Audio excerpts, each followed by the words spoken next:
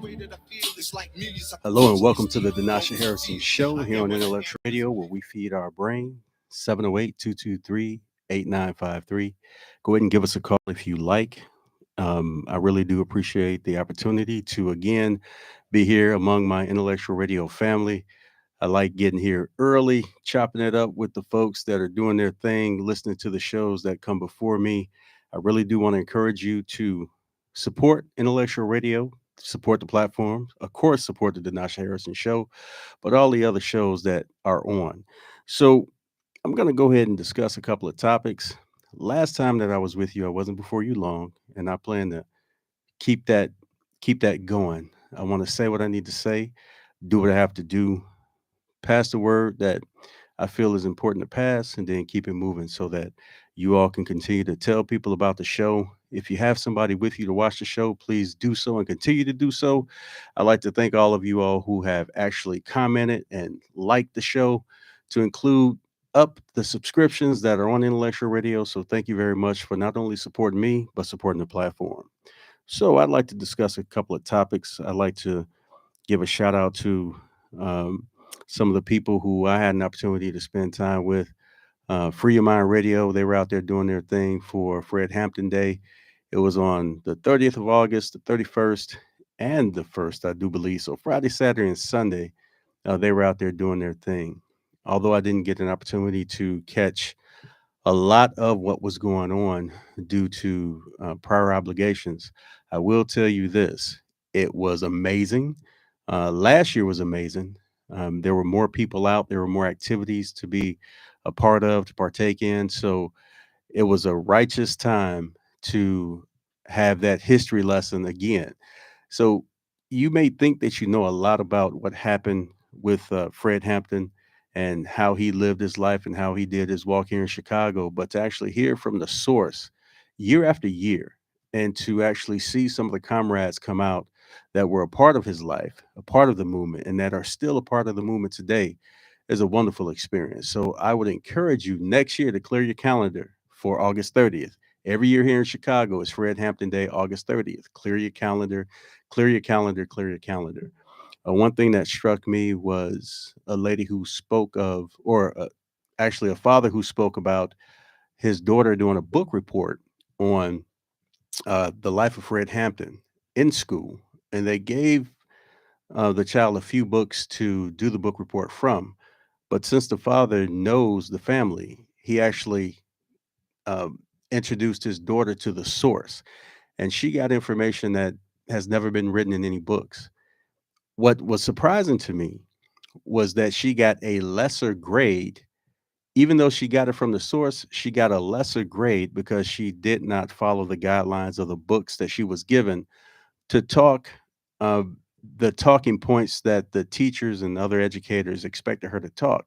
She spoke raw truth about the experiences that people shared with her concerning the life of Fred Hampton here in Chicago.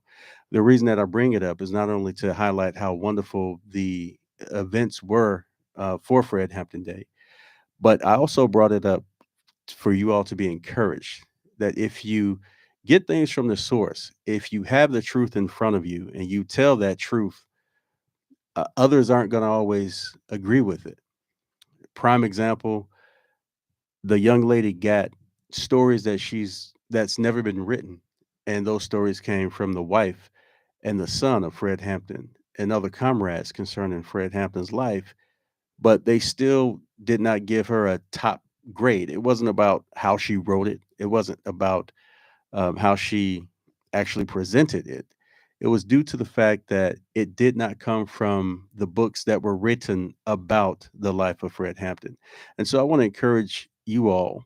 It might come as a shock to some of you that people are not ready to accept your truth.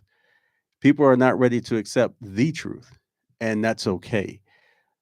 Some of us strive for that grade or that promotion or acceptance, or something out there that's the norm for everyone else.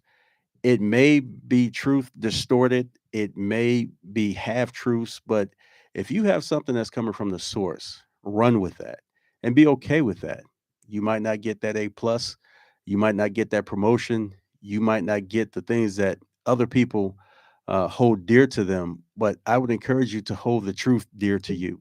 If you have a source that's giving you the truth about a certain subject, something that you care dearly about, then be comfortable with that. Be okay with that.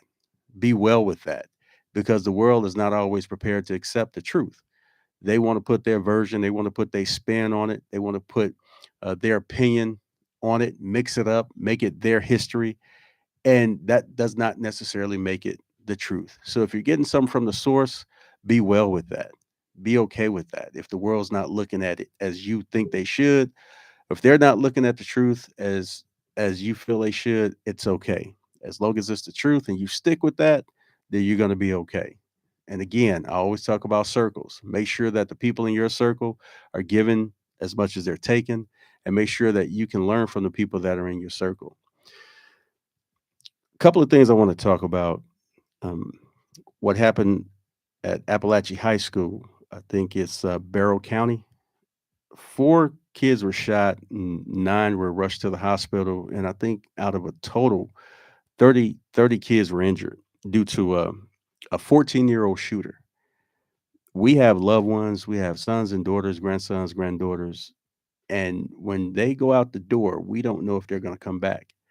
So if there's something that you need to share with your loved one, if there's something that you need to say to your loved one, say it now. Don't wait until after school. Don't wait until the next day or the weekend. Love up on your family in the now, because you never know what's going to happen day after day, hour after hour, second after second. I'm sure that those families expected their babies to come home after a regular day at school. So it's very unfortunate. My prayers go out to those families and other families. It's something how some things make news and other things do not. And I don't want to minimize the loss of certain families over others, but I do believe that it's very important that we do not normalize the different losses that we experience throughout our lives with our loved ones in our neighborhoods, in our communities. So, uh, my prayers and thoughts are with those families. Shout out to uh, my brother J Mac, not my cousin J Mac. Just to let you all know, I have a cousin named J Mac who's been on the show numerous of times, uh, talking about his art, talking about his music. That's not the J Mac that I'm talking about. I'm talking about a brother named J Mac out of Alabama. Very unexpected. He lost his life. Um, Rest in peace, brother. I just saw you not too long ago, like many other people have done. So, uh, my thoughts and prayers are with his family as well. So, a lot of people want to jump on the gun law situation, the gun law conversation, when someone gets um, gunned down due to the violence that's going on in their communities, whether it's a rural community or it's the inner city. uh, I would say, as well as others, that enough is enough when it comes to us losing our loved ones due to gun violence, mistaken identity. There's a brother who had a who lost his father, 91 years old. I met him the other day, 91 years old, due to mistaken identity here in the city of Chicago. My point is that we're not going to always agree on the type of laws that need to be made when it comes to gun laws. Uh, I do believe that if you have the mental capacity to purchase a firearm, you should be able to purchase any firearm that's been produced, that's been manufactured. And I don't believe that the fight is with the people and the Second Amendment. I believe that the fight is with the industries that manufacture the guns that people have issues about. I do believe that background checks need to be universal all the way across the board.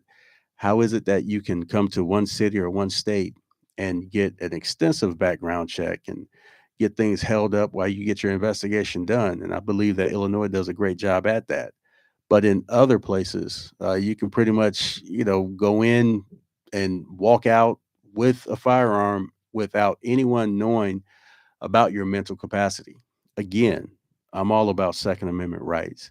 Again, I do believe that if you have the wherewithal to responsibly conduct yourself with a firearm, that you should be allowed to own one, and no one should be able to tell you uh, how You need to go about taking care of that firearm as long as you are taking care of that firearm.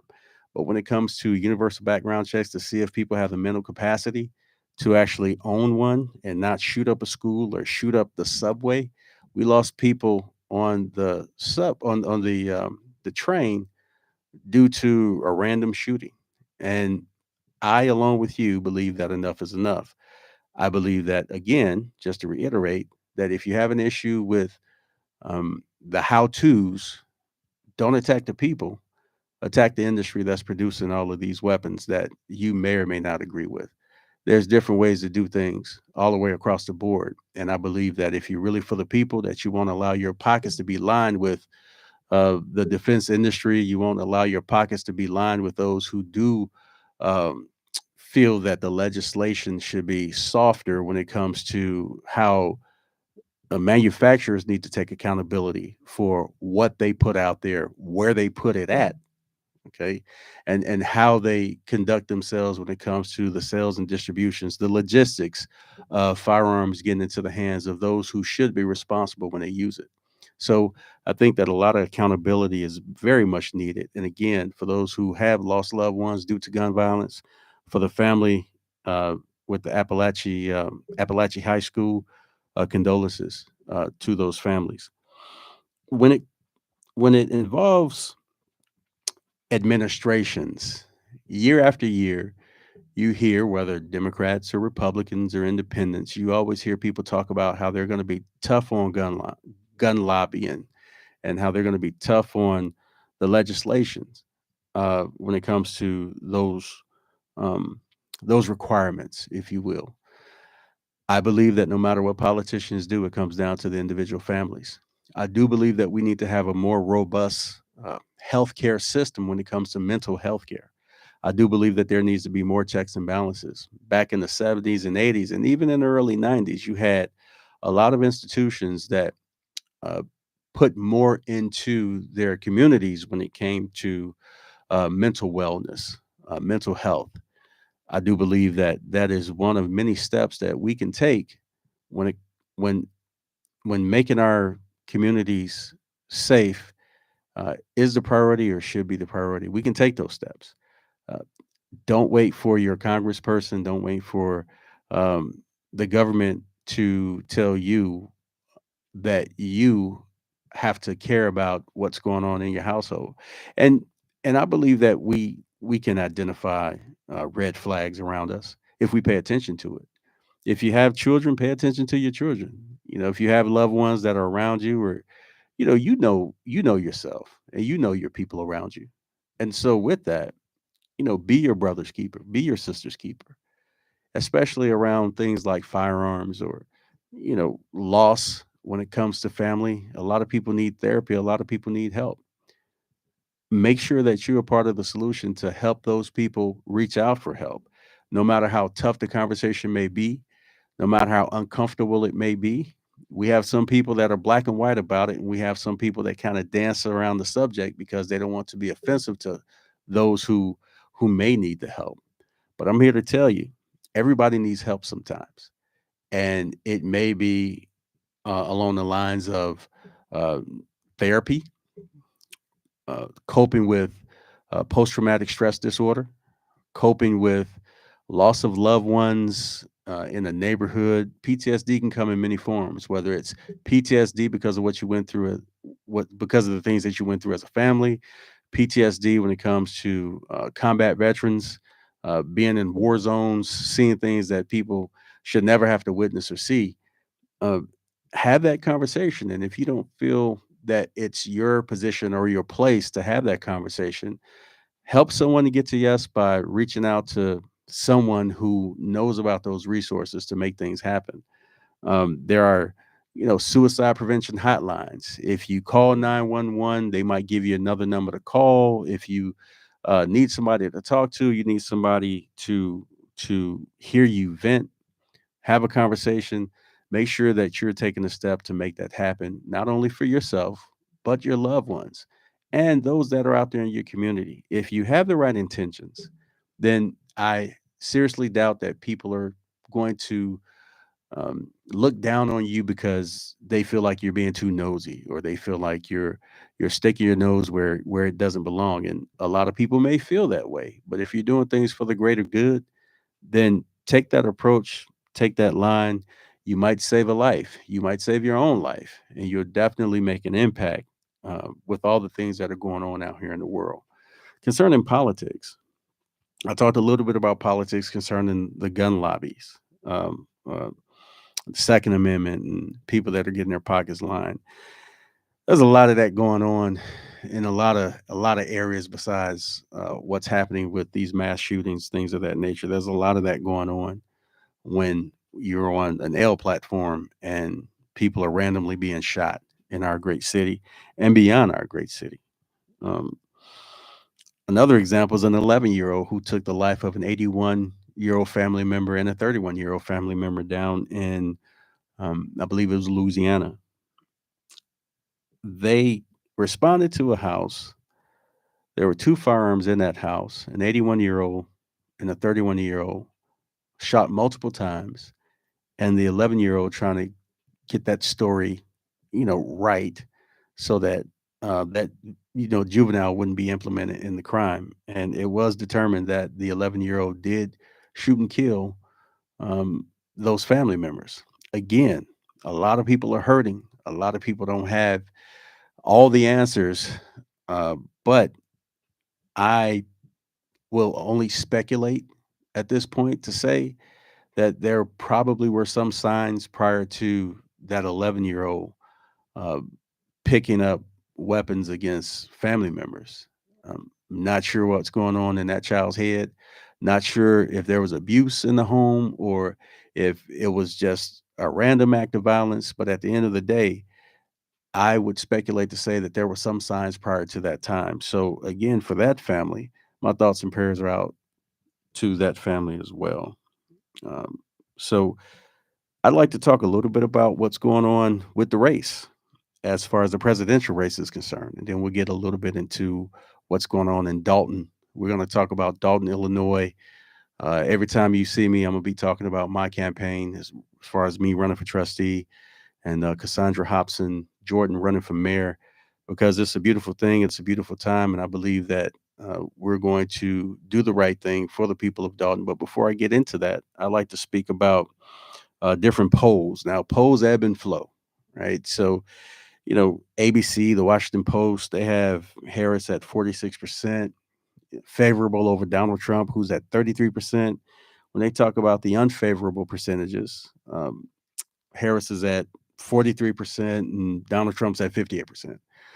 So, based on those polls and based on other polls, you would look and you would think, wow, you know what? Hey, Democrats got this in the bag. Uh, they're about to do this thing, they're about to win this thing. At the end of the day, whether you're cheering or booing, that doesn't equal a vote. At the end of the day, you can boo the things that you don't like. You can talk about the things that you don't like.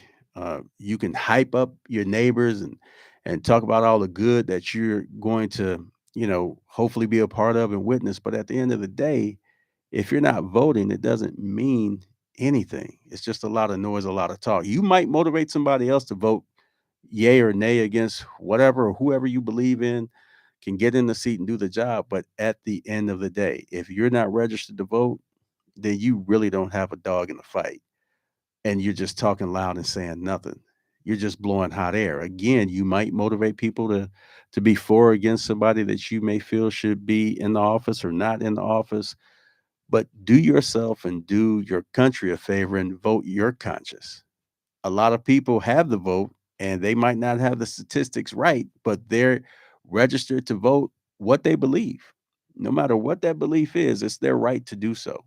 Now, you may feel that some people shouldn't have the right to vote because they don't educate themselves concerning the policies and the facts, the things that really matter outside of the rhetoric that you hear, outside of the news cycles that you experience. But at the end of the day, if they're registered to vote and you're not, then they're taking what they believe into the bank and you're sitting there not doing so. And hopefully, you are registered and hopefully you will vote. And win or lose, you've allowed your voice to be heard. A lot of advertising going on. If you don't have your bills paid, if you don't have your if you don't have the money to donate to campaigns or causes, don't break the bank trying to make that happen, but you're not registered to vote. At the end of the day, your vote is what counts. Your vote is what matters. And I would encourage you to let no one buy your vote for you. I would encourage you to not be swayed by all the news cycles that you see, whether you're on one side or the other. Educate yourself. I believe that I'm looking at the facts and the policies that are in place concerning what's best for the country that I served over 20 years as a United States Marine, that I still serve today, and that I'm looking forward to serving as a trustee in Dalton, Illinois. I believe that I'm looking at the facts, I'm looking at the black and white, and I would encourage you all to do so as well. Look at the black and white. 2016 is not 2024. And what I mean by that is this: in 2016, if you gave someone like, let's say, Donald Trump a chance, an opportunity because of all the rhetoric that was being spoken about him, he wasn't on the stage at the time. He wasn't on the world stage as the president of the United States making any policies or doing anything. 2016 has come and gone. And between 2016 and now, you can see the impact that he has made in this country and outside this country as well. If you want my opinion, I believe it was more of a negative impact than a positive one. So, with that, you probably know where I'm going to stand with my vote. And again, I would like to encourage you to vote your conscience. Put yourself in a position to do so. And before you do that, simply get all the facts. So, me as a veteran, as a United States Marine from 1991 to 2011. July 16th, 1991, I stepped on those yellow footprints. And July 31st, I was looking at that clock before I signed my DD 214 for an honorable discharge out the United States Marine Corps. Even though I did my active duty for 20 years and some days, I still hold the Marine Corps dear to my heart, to include other veterans that are out there. No matter what service you did for our country, you volunteered and did that service. And again, I talked to a lot of Vietnam veterans, and they are quick to tell me that there's a difference between us because we were told that we had to go. We were drafted, and our belief systems were very different from all volunteer force. The majority of people in my lifetime, well, all the people in my lifetime that stepped on those yellow footprints volunteered to do so. Now, you might have been trying to get from a certain situation into a different one. Some of us didn't have too many choices, but it was still up to us to volunteer. And because we volunteered, whether you were in the Marine Corps, Army, Air Force, Navy, Coast Guard, and today we have the Space Force, no matter what um, branch of service you decided to join, you did it because you volunteered. And I would hope that the reason that you volunteered was that you can make a difference concerning our country, and that you can make sure that, you know, you can try to put your footprint on the world so that it can be a better place. Not your foot on somebody's neck, but your footprint somewhere in the world to make it a better place. The reason that I say that is because I take offense to those who talk smack about veterans and they never served. Talk about how veterans were suckers and losers. And this is the person that some of us are going to be putting our vote behind. Now, whether you're playing or whether you're serious, the fact that you have someone who I actually served with by the name of um, General John Kelly, he's actually um, he served as a chief of staff for Donald Trump at some point. But before he was chief of staff, he was a general of Marines. Uh, and I had the honor of serving with someone who I felt, no matter what his political stance is, I felt that he meant us well when he served among us. And so, with that, to actually witness things like the president of the United States calling veterans suckers and losers, I think is appalling. I think is unacceptable. And in my opinion, he does not deserve anybody's vote if he does not recognize the sacrifice that people like you and your family members have made serving our country in the most austere places. In the Marine Corps, we have a Marine Corps hymn, that talks about in every clime and place, the shores of far off northern lands, um, and, places like Tripoli, from the cold to the heat. We serve, and we serve with distinction, and we serve with pride. We complain. We complain a lot like other service members do, but we serve because we understand that we're there for a greater good, something beyond ourselves, something more important than us. We serve for an idea. We do serve for the person to our left and our right. And we have a saying that we are no better friends and no worse enemies. You can find no better friend in the Marine and no worse enemy in the Marine. So, with that, again, my vote will never go for someone who calls us suckers and losers, who calls someone like John McCain uh, not a real hero because he was captured when it came to him being a prisoner of war for many years. Um, it's just unexcusable, because not only are you talking about John McCain, but you're talking about the people that he's attached to. So how do you think his wife felt? How do you think his son felt? How do you think his family members felt with him not being there when he was captured and he was a prisoner of war, not even knowing if he was going to come home? And he comes home and he becomes a part of the political process. Why? He might have beliefs that you may or may not agree with, but at the end of the day, he's trying to make his country better. And he understands what that meant, just like a lot of you veterans understand what that means because you've been all around the world handling everybody's issues and problems, understanding that there is a need for people to support and defend this Constitution of these United States against all enemies, foreign and domestic. And if you look at all the rhetoric that comes from someone like a Donald Trump and some people who support Donald Trump, I would put him in the category of being an enemy of the state. That's my opinion. And based on the facts of what he said, not what somebody else is saying, and based on my service to this country, I believe I got a pretty good inclination of what I'm talking about concerning how you should treat veterans. Taking photo ops in cemeteries without the permission of the cemetery itself or the family, that's supposed to be hallowed ground. Now, you might have a different opinion about it. I might have a different opinion about it. But at the end of the day, if the family members who has their families that are deceased on display without the permission of those family members, I think that that's appalling and that's disrespectful. And again, somebody like that should not represent this country in any way. And again, that's my opinion. So I have my opinion, you have yours, but my opinion is based on how I feel about the facts that are in front of me. So I just wanted to share a little bit of that with you. For me, there's a lot of people who have chimed in. Thank you for your comments, by the way, about the last couple of shows here on Intellectual Radio. Thank you for the like buttons that you've hit, and thank you for some of you supporting. I really appreciate your support concerning this show, and I appreciate your support concerning the campaign that I and again Cassandra Hobson Jordan is running in Dalton, Illinois. Somebody made the statement that, hey, you know what? They might be able to take this thing all the way when it comes to being a trustee in Dalton, when it comes to being a mayor in Dalton for Mrs. Jordan, Hobson Jordan. But a comment was made that, hey, that Dinasha dude, he might be a little too soft. He probably needs to get a little bit more mean or get a little bit more angry when it comes to politics because politics is a dirty game and he got to be ready.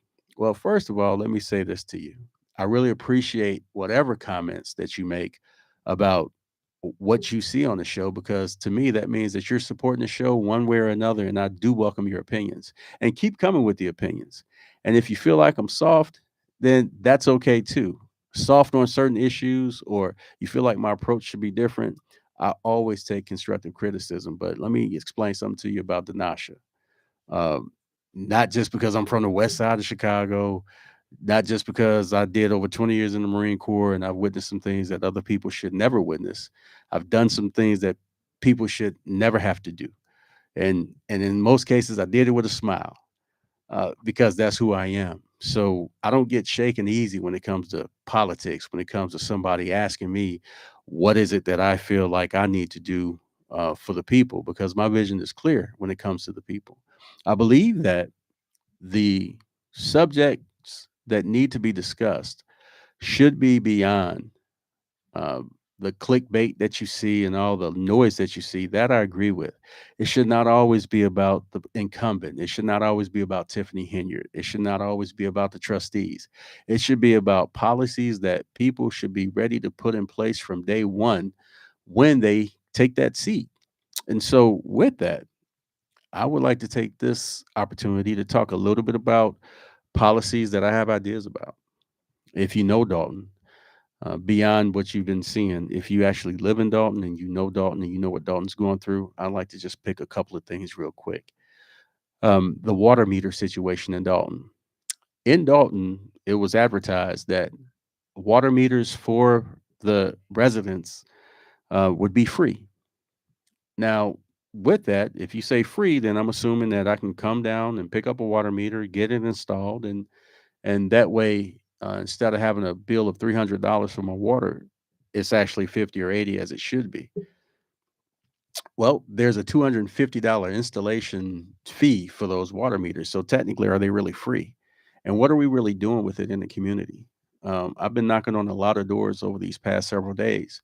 And one of the main concern besides the taxes and people wanting to know what happened to the 3.4 million or maybe more dollars that are unaccounted for, a lot of people were concerned about their bills, their water bill. Um, Currently in Dalton right now, you have a mix of water meters and the old school gas meters that you have to, or it's not gas meters, but the old school water meters that need to be read inside the house. And so what's happening now is a lot of people are getting a bill kind of spread loaded among them, even though they don't occur accrue the cost. They're still paying the cost for someone else or somebody else because the oversight that should be there is not there. So that's a huge concern that needs to change from day one. People need to know if there's going to be a program for meters so that they can get accurate reads, that's what should happen. To include knowing where your tax dollars are coming from or going to, because we know where they're coming from. With that, there just needs to be oversight. I don't believe that there's a lot of bad ideas out there about how to run a village or what needs to happen. But I do believe that the people who were put in place to make the business happen needs to be about the business to make it happen. And that's pretty simple in theory. But when you get on the ground, you understand that there's a lot of other things going on. The way that you get to yes and the way that you handle things is to be transparent with the people and that you listen to the people and that you get down to the brass tacks of how to move forward to get those houses filled. Over 400 houses are sitting empty in Dalton. What's going to be your tax base? What's going to be the plan to get money into the community? There are a lot of people that pick up the phone. They want to talk to somebody about getting permits to build, getting permits to do business, and those phone calls go unanswered for one reason or another. So I believe that the solution is simple. I believe that the work can be easy when you cooperate with the people and listen to what the people have to say. When you listen to the different ideas and solutions, whether they align with yours or not, at the end of the day, you got to know what's good for the people. And the only way you're going to know what's good for the people, other than doing the right thing, is to listen to what the people have to say. It's very important that you do that. And if you want to know more specifics about how I feel or how Mrs. Hobson Jordan feels about policies, about how to get to yes concerning the village of Dalton, like 708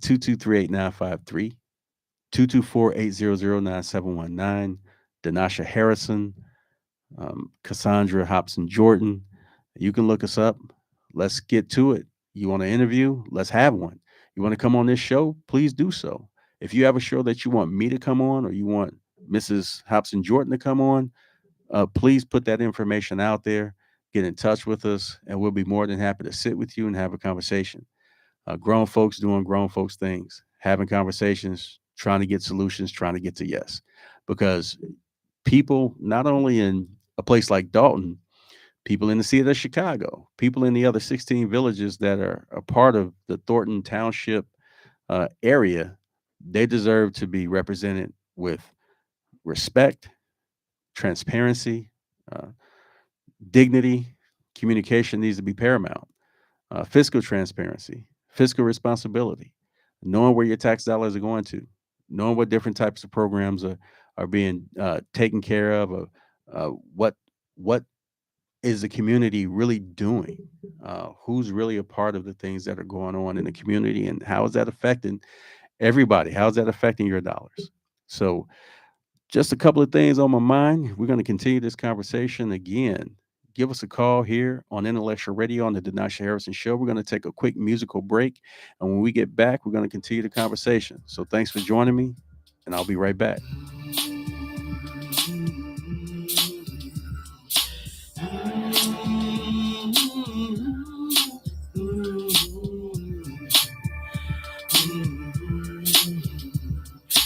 God's gonna trouble water.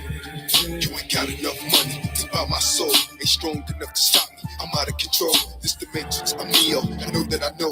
I am that I am. That's why I speak so bold. On the verge of losing hope. I know where to go. Switch my style from singing vocals to magical flows. Study the streets a little closer. One with the ghetto. Got wise as I got older. Unloaded the metal. New millennium rebel. After that federal dollar. Balance the world on my shoulders. I know my soldiers will follow me at war. Cause kids still dying in the streets at war. On the block running from the police at war. With the US, this ain't the Middle East at war. With the problems in my own community and the swore. If the only way to fight an enemy, Lord, save my father from this bottom to him and see what more can I give? I'm giving all of me, and for real, it's only getting hotter for me. Harder to see and harder to breathe. And there's only one remedy. I gotta be smarter than my enemies. In the water, wade in the water, children, now wade in the water. Welcome back to the Denasha Harrison Show here on Intellectual Radio, where we feed our brains. 708-223-8953, 708-223-8953, or 224-800-9719. Please feel free to give us a call or get on Intellectual Radio. Go ahead and subscribe. Put some likes in the comment section and press the like button. Whatever your comments are, please make sure that you share. And thank you again for supporting. Talking about the Intellectual Radio family, again, I want to go back to the Fred Hampton Day. So for Fred Hampton Day, I want to cover some of the things that were done on that day. And again, talk a little bit more into it. So when I asked about Fred Hampton Day last year, it was a wonderful experience because there was a lot of moving parts, a lot of things going on. And, I've never met somebody with so much energy like Fred Hampton Jr. He is always, always, always representing the people in the best way possible, always making moves to try to take care of the business when it comes to the people. So last year, I don't believe it was a few days like it was this year. And even if it was, there was not as many activities. So let me share with you what happened on Friday, Saturday, and Sunday. And I'm glad that I was a part of what went down on the 30th, which was that Friday. But at 8 a.m., there was a Black Panther Party Cubs free breakfast. That happened at 8 o'clock. And so let me speak a little bit into that. The Black Panthers were known for their breakfast programs around here in Chicago, to include other areas where they had chapters. What was going on then is what's going on now when we talk about food deserts in different communities. Uh, a lot of people um, would like to um, dub the Black Panthers and people affiliated with them and the Black Panther Cubs, even as organizations that don't have the best interests of this country in mind. Yet they're right there taking care of business for the community. So I don't understand how one could exist with the other.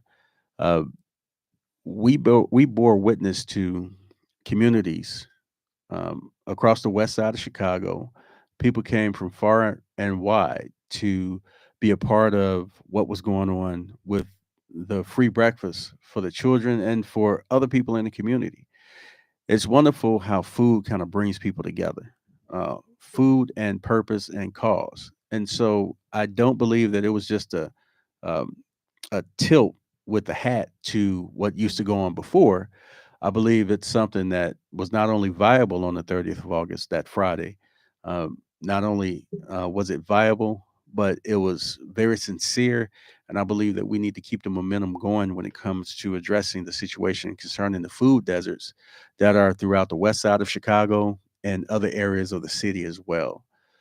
You would be surprised how your neighbors are doing whatever they need to do to get through it.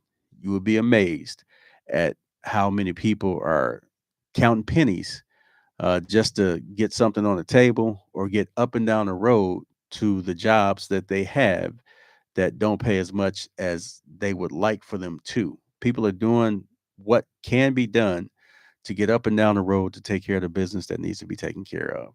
And so to witness that on the 30th of August for Fred Hampton Day was a wonderful experience. At 12 o'clock, they went to 2337 Monroe. That, for those who don't know, was where Fred Hampton was killed by the Chicago Police Department, to include um, other federal agencies that were involved with the assassination of Fred Hampton. Um, Out there, you had so many people speaking not only about what that day meant to them at the time, but what it's done for them today. A lot of heroes were spoken about on that day. Um, Fred Hampton Jr.'s mother spoke very specifically about what happened when they were at that location when she lost her husband at the time.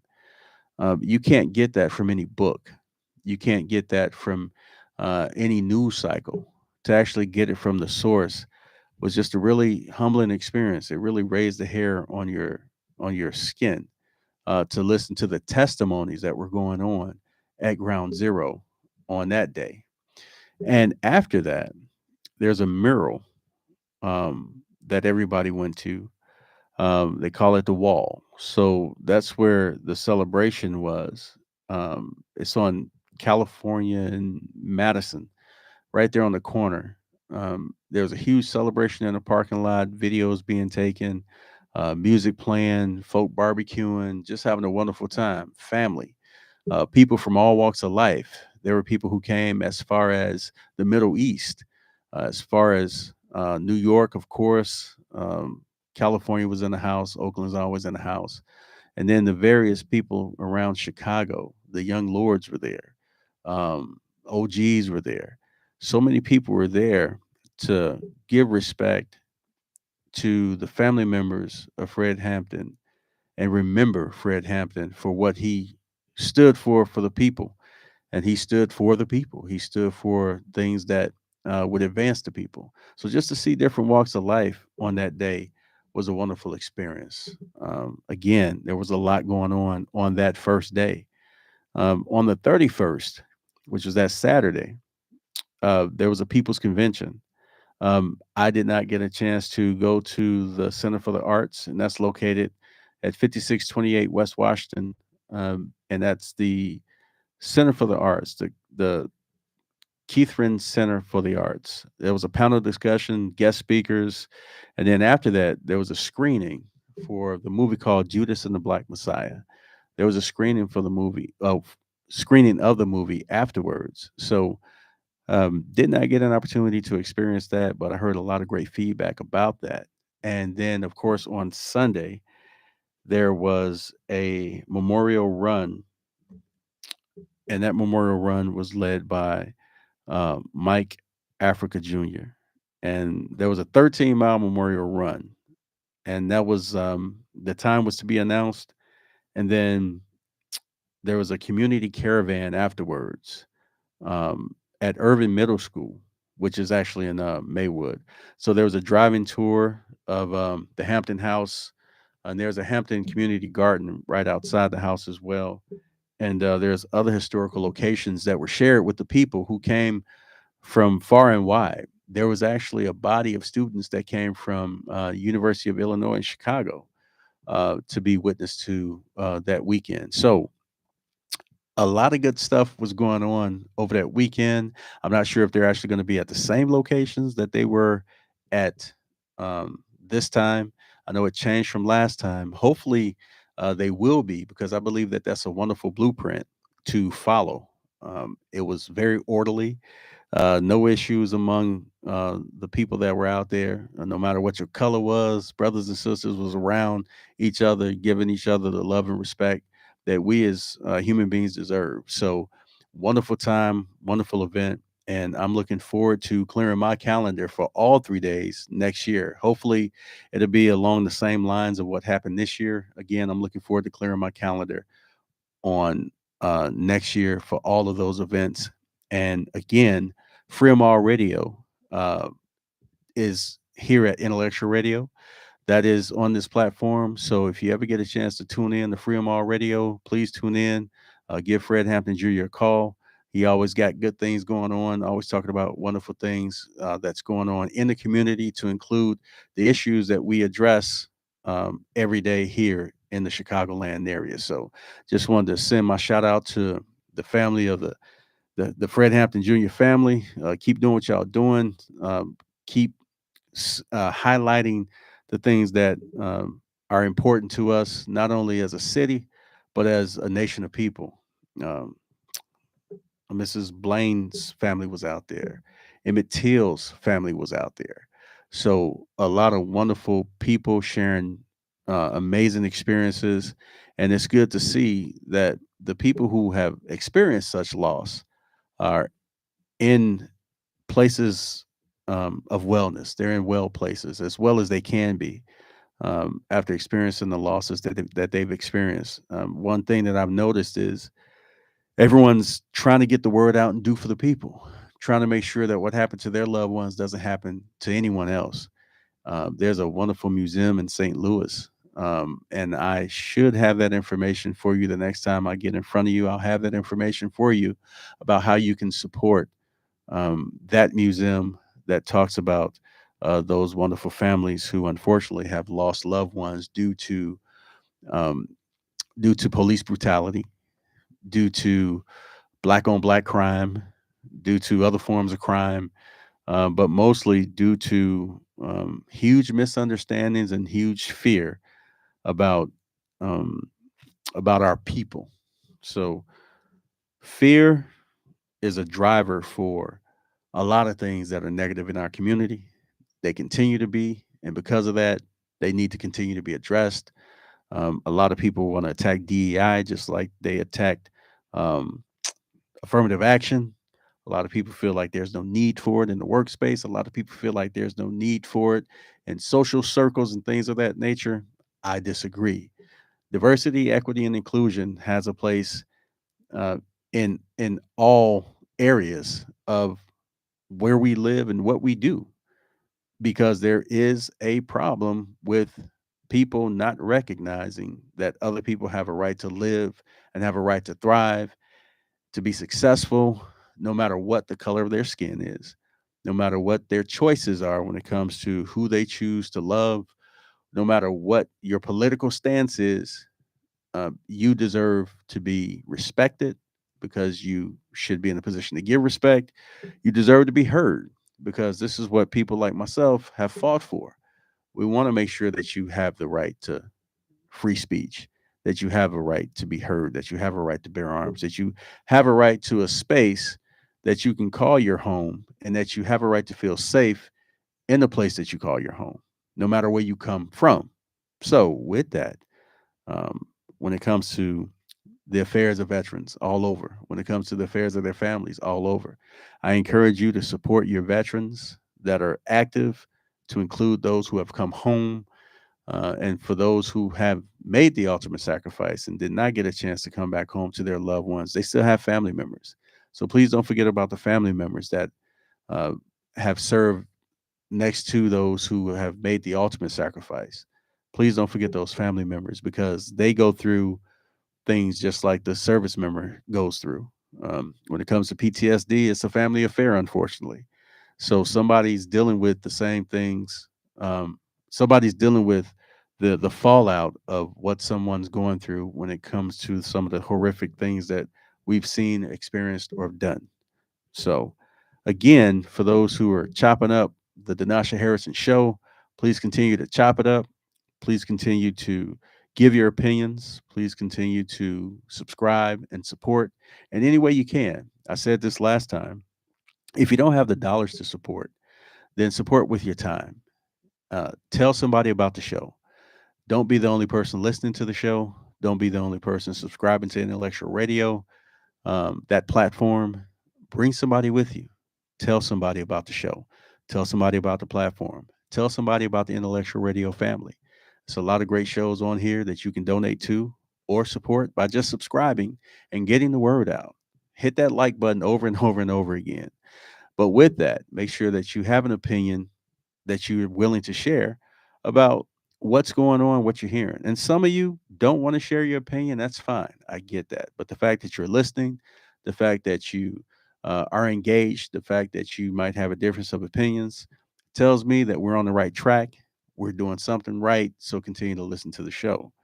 With that, again, I like to talk about what's on my mind. Thank you for being a part of the show. Thank you for allowing me the opportunity to speak with you, share with you what's on my mind.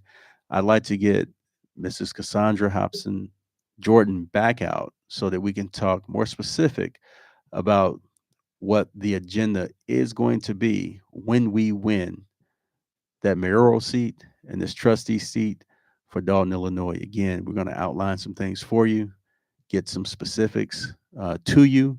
And if you have specific questions about what you feel should be done, or you have an opinion about some things, not only with Dalton, but other areas, but we're talking specifically about Dalton as far as questions and answers, things of that nature, go ahead and put that in the comment section of the Denasha Harrison Show, or put it on the comment section in for Intellectual Radio.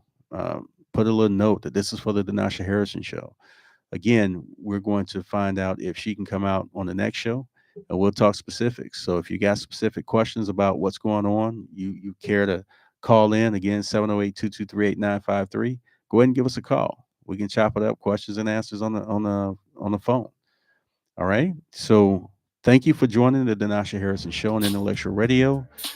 Until next time, again, if the levee don't break and the creek don't rise, we'll see you next time on the show. Thank you for joining.